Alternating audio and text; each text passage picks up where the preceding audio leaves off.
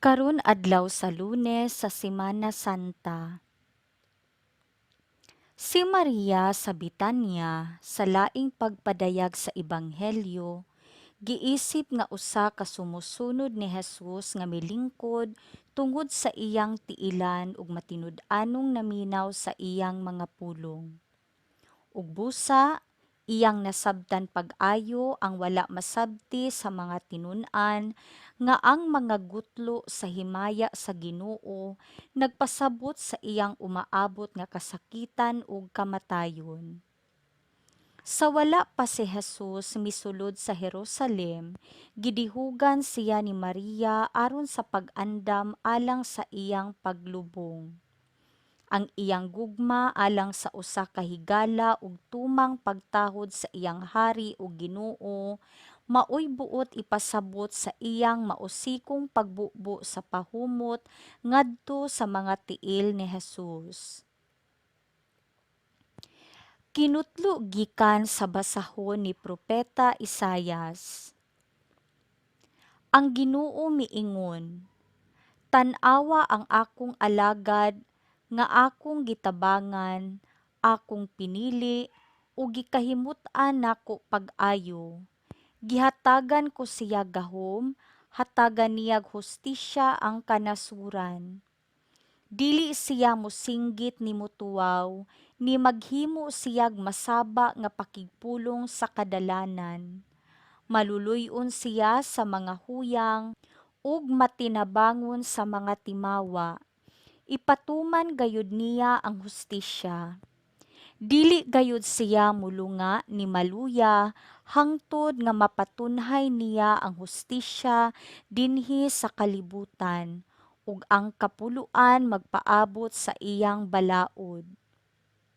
Mao kini ang giingon sa Dios ang Ginoo nga maoy nagbuhat sa kalangitan ug naghikyad niini. Siya maoy nag-umol sa kalibutan ug sa mga butang nga anaa niini. Siya maoy naghatag gininhawa sa katawhan ug kinabuhi sa tanang binuhat.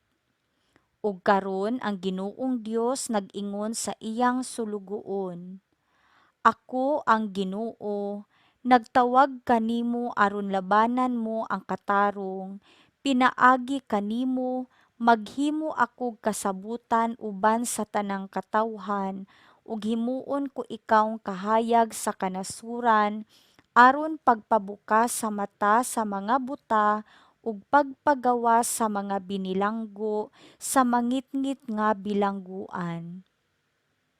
Ang pulong sa Ginoo. Salmo responsoryo. Ang Ginoo maoy akong kahayag ug akong kaluwasan.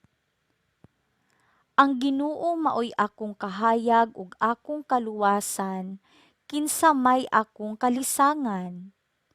Ang Ginoo maoy dalangpanan sa akong kinabuhi, kinsa pa may akong kahadlukan. Ang Ginoo maoy akong kahayag ug akong kaluwasan. Sa pagduol kanako sa mga dautan aron paglamoy sa akong unod, ang akong mga kaatbang ug mga kaaway, sila mismo nangasukamod ug nangapukan. Ang Ginoo maoy akong kahayag ug akong kaluwasan. Bisan kasundaluhan magpundok bato kanako, dili malisang ang akong kasing-kasing. Bisan may gubat pa bato kanako, bisan pa ni ana musalig gayud ako.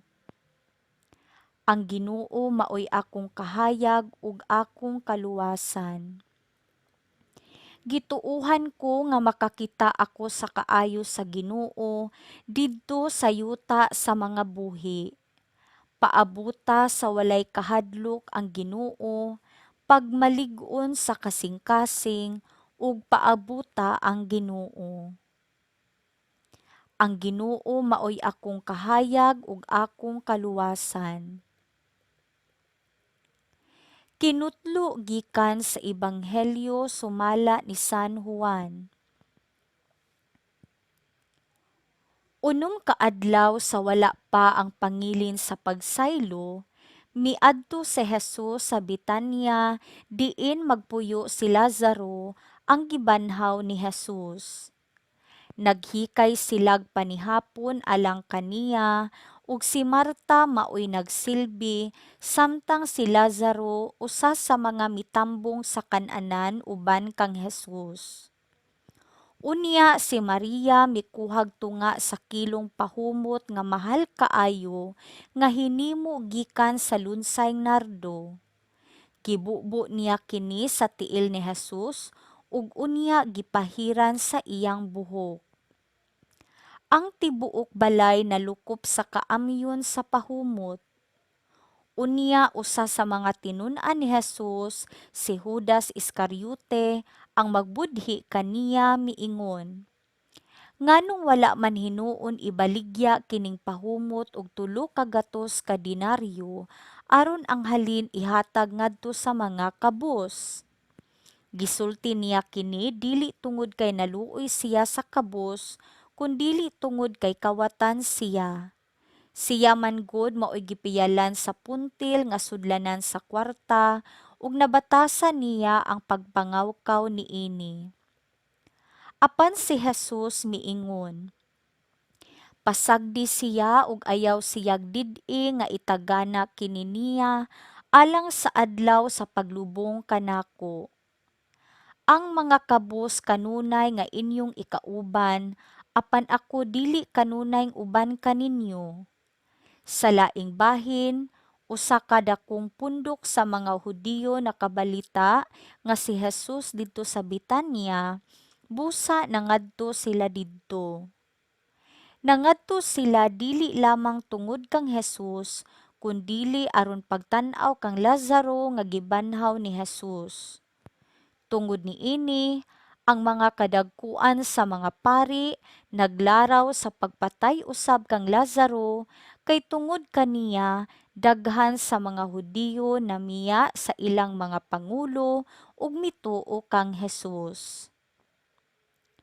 Ang Ebanghelyo sa Ginoo.